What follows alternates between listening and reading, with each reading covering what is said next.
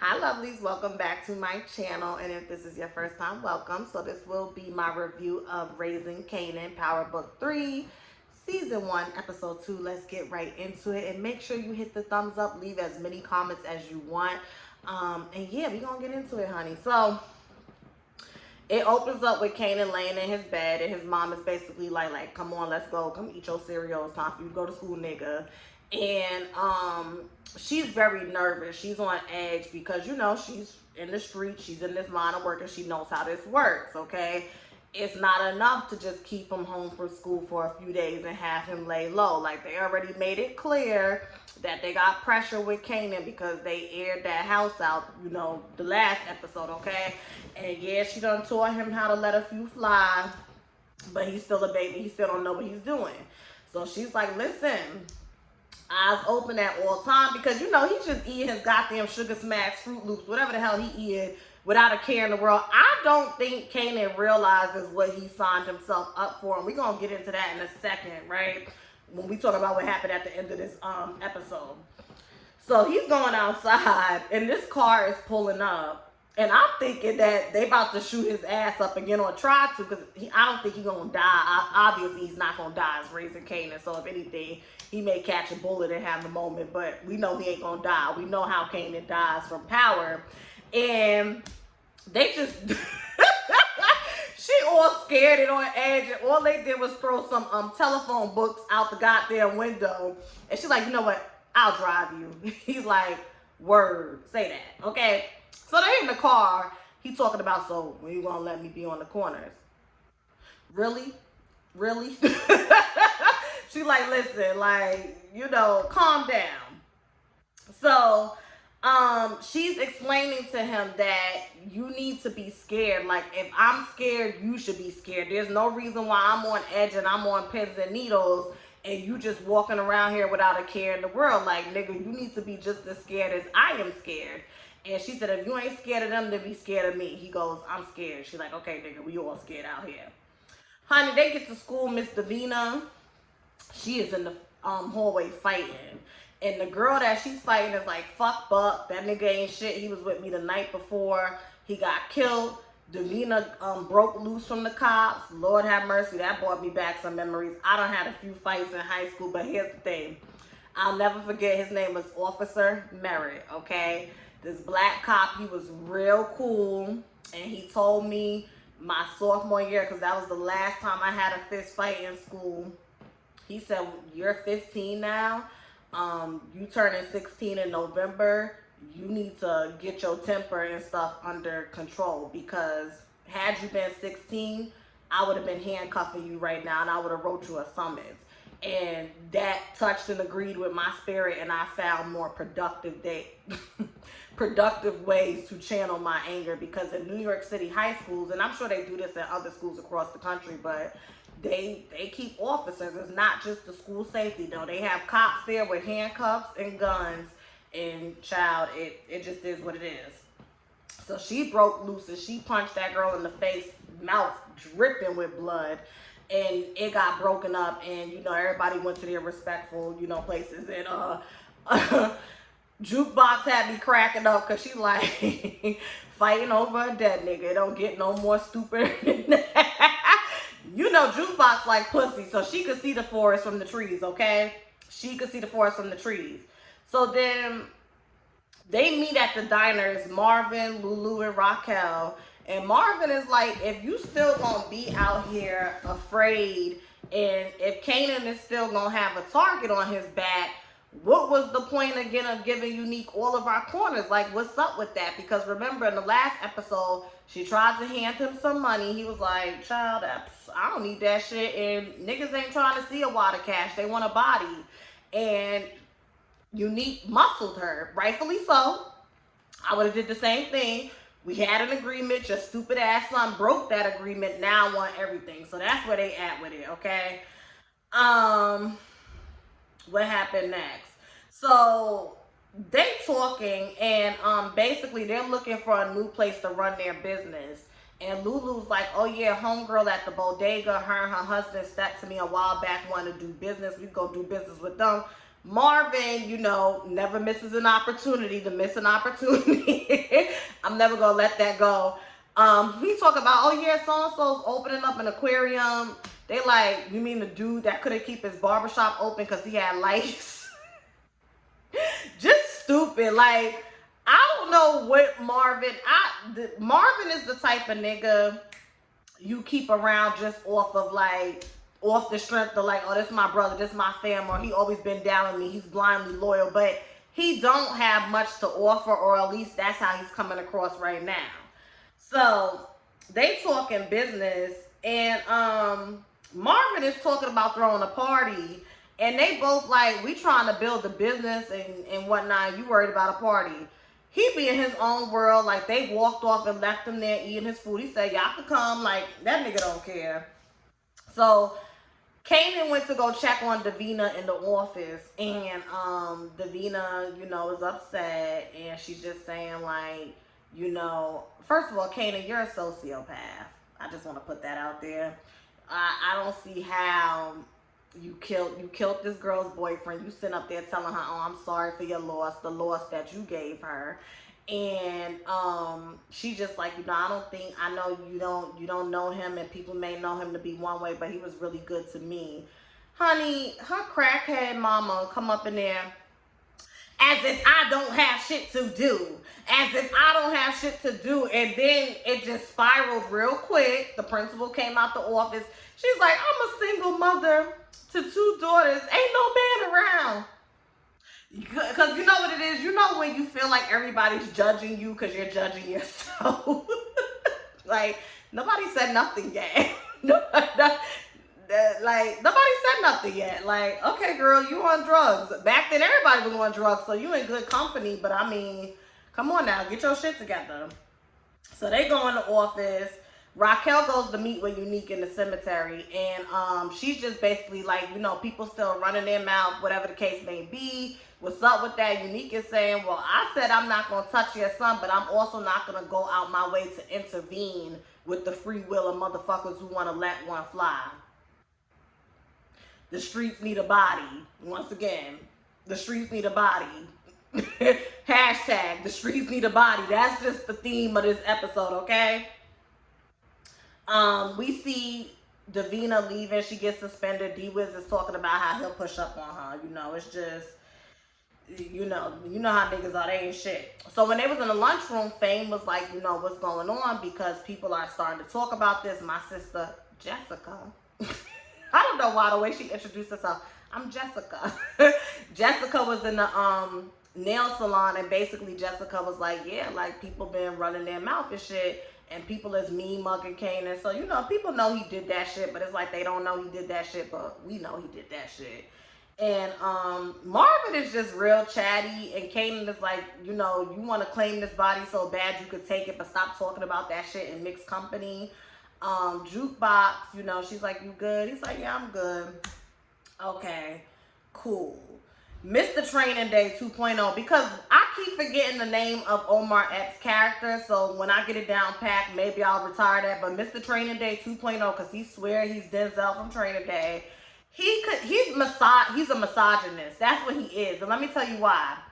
First of all, he continues to undermine his female partner. Now, at first, I'm kind of like, okay, it's that thing where, her dad was in the academy, her brothers were in the academy, she's a white woman, he's a black man, so he's just looking at it like, bitch, you haven't made, like, you basically had the red carpet put out to do this job that we're doing, where I actually had to work my way up. Work your way up just to be a dirty cop and be in the gutter with the rest of them. But okay, honey.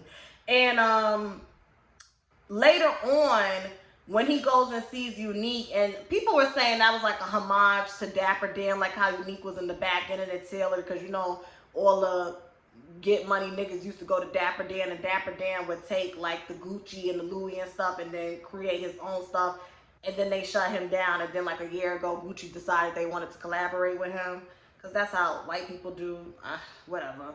But he told Unique, like, there could only be one king of the jungle, and I got my money bet on you, and Raquel don't follow rules.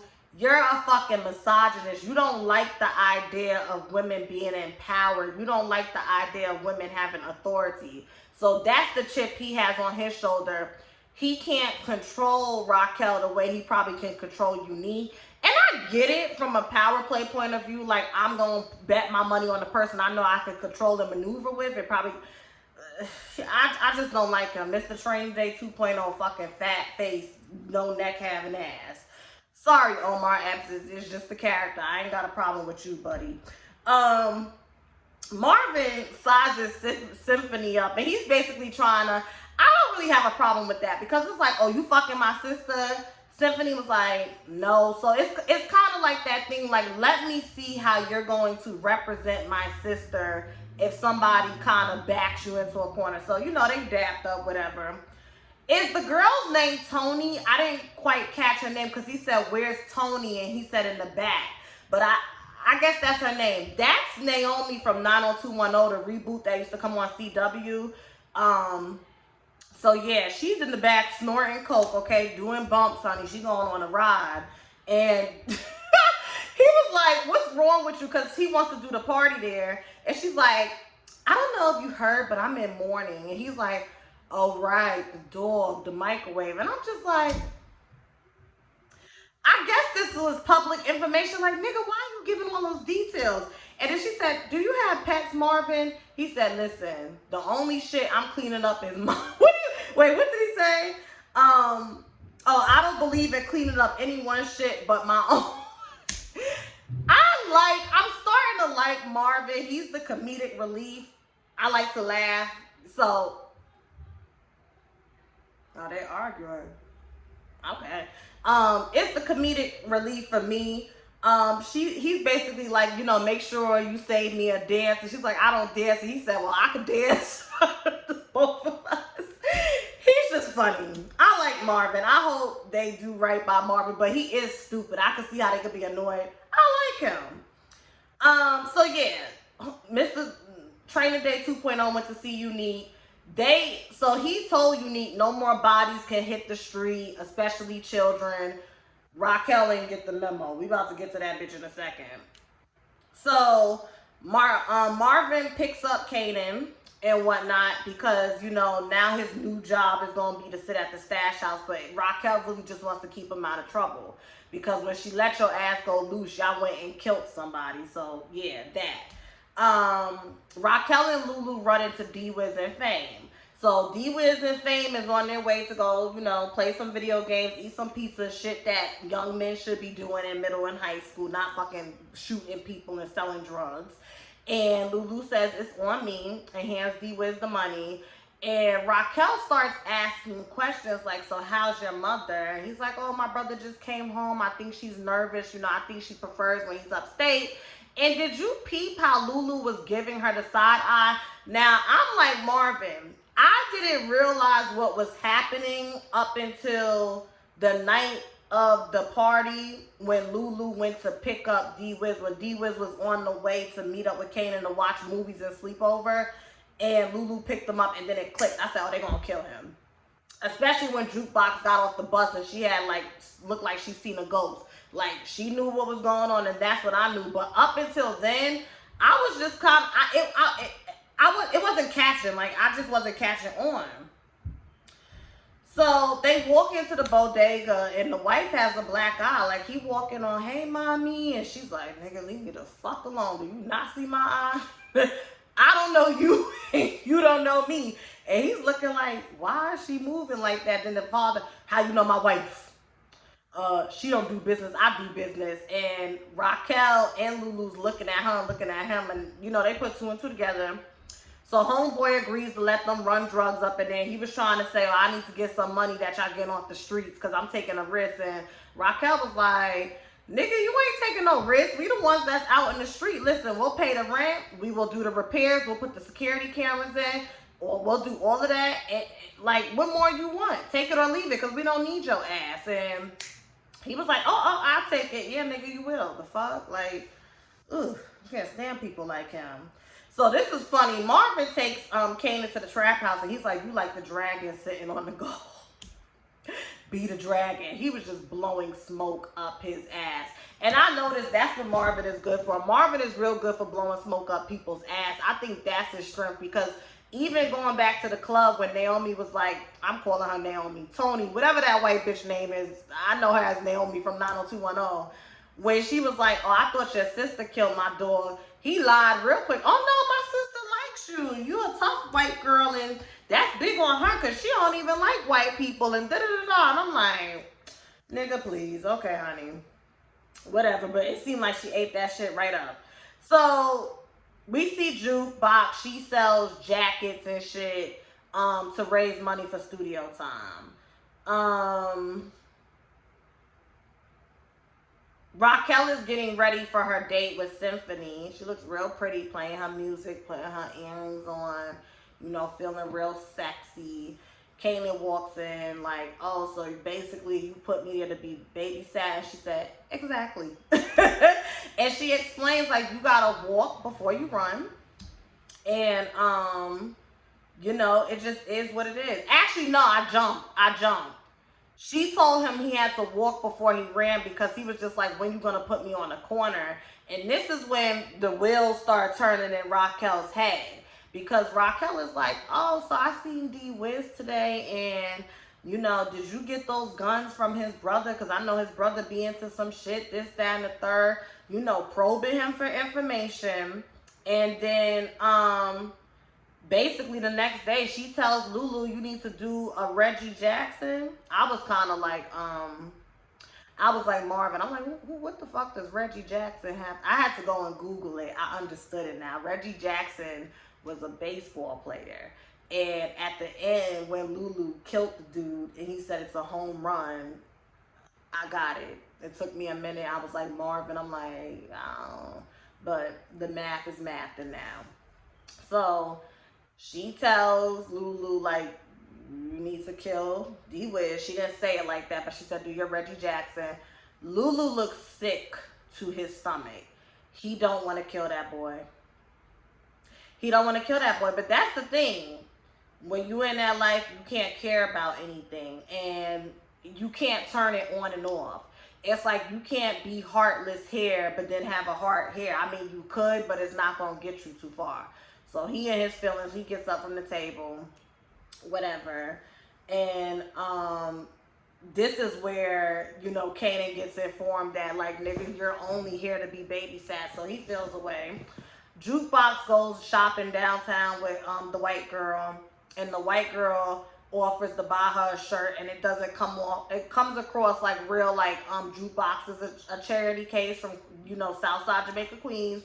And they have a moment, and the girl is pretty much like, you know, I'm from the upper east side, upper west side, wherever she's from. She's from the rich part, okay, of New York City. And I was just taught that when you like somebody or when you care about somebody, the way you show them is to buy them things or give them money. So I apologize, I'm stupid. And she's like, I was going to buy you that ugly ass sweater anyways. And Jukebox was like, I thought you said you liked it. She said, I like what you like. And Jukebox said, I like you. And then they start, you know, frolicking around, naked. So then Raquel, this is when she's getting ready for her date. Kanan comes in hot on her ass. Oh, da-da-da-da. She's like, listen, I sat you there the same way your dad sat me there to see if you can take orders. Like, if you want to be in it so bad, let's see how bad you want to be in it. Because this life, I just feel like Kanan thinks this is a game. This is a game. It's not a game. This lifestyle is not about getting money and getting chains and having respect. There's going to be a lot of things that's going to be required of you that you're not going to want to do, but you need to do it and you need to see it through so that people can know they can count on you, okay? It's called discipline. It's called tenacity, okay, Kanan? Child, just a mess. Just fiending to be in the life. You should be down to the arcade eating pizza and playing games with your friends. And see, this is what happens when kids be in grown folks' business. Now look what's about to happen to your friend. He about to get his fucking TV turned off. So, it was cute when he was like, and where you going? And she's like, I'm going, like, you know, I love you. You know that mother-son bond. Like, he's very territorial over his mom. Your mom is about to go get some dick, okay? But she is right. You are the center of her universe. You always come first. Now, let me know in the comments if I'm reading this correctly.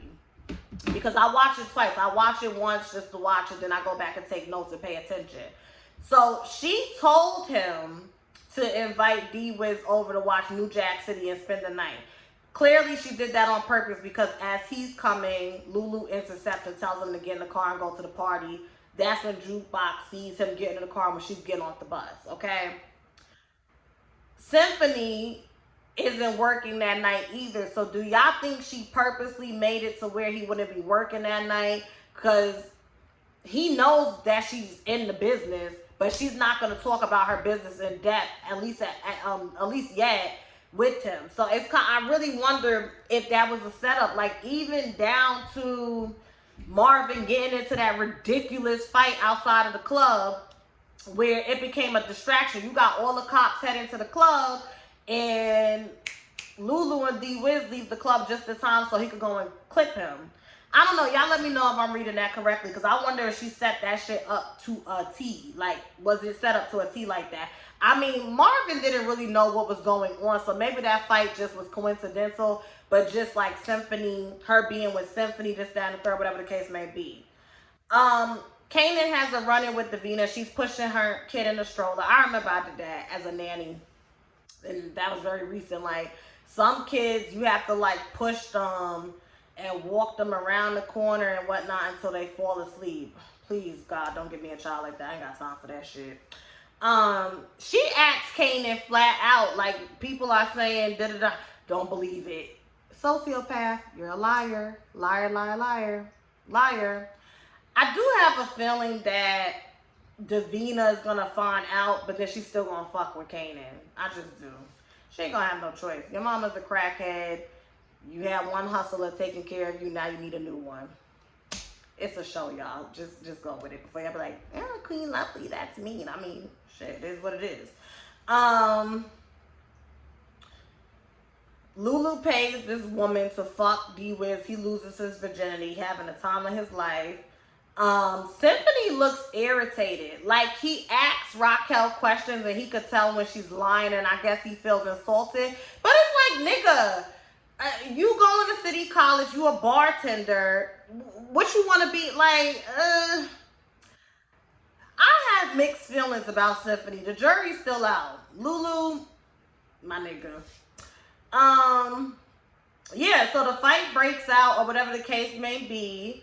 And D-Wiz was like, oh shit, he's getting jumped. Like, we not gonna help him. He's like, nah, he's good. That would have been a red flag for me. But you know, D-Wiz, he's having the time of his life. He had a few drinks. He just lost his virginity. You can't tell him shit.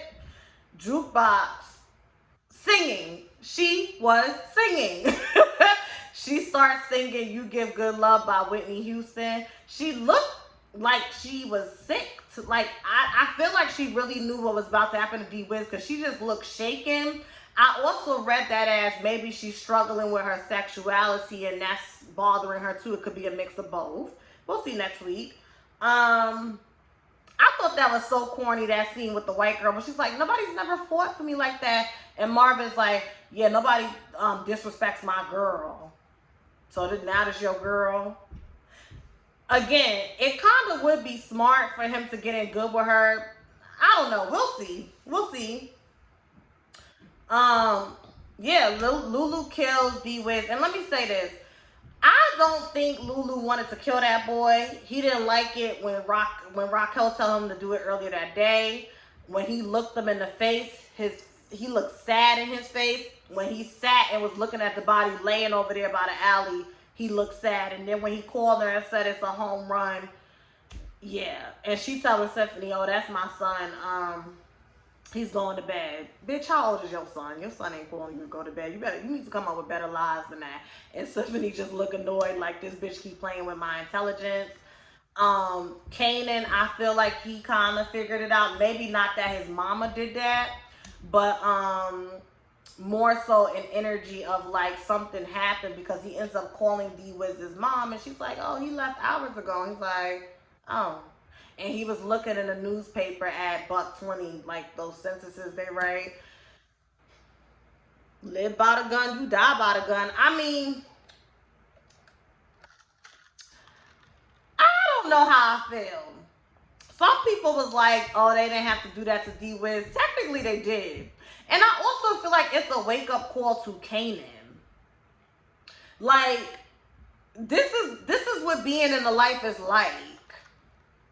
So that was pretty much it. Episode 2 was cool. I'm not gonna lie. I'm not gonna say it was boring. It was just real slow. I mean, every episode can be action-packed. I get it, but I'm just like, you know, it was cute. Is it me, or does Lulu's Malcolm M. Reyes, I think that's his name, he kind of favors Mano. I feel like Mano could have played that part. Not saying that Malcolm is not doing a good job, but, you know, it's like the way his mannerisms and how he carries himself. I'm like, Mano could have did this part. So that's that. Yeah, so thank you for watching. Y'all let me know what y'all think of this episode.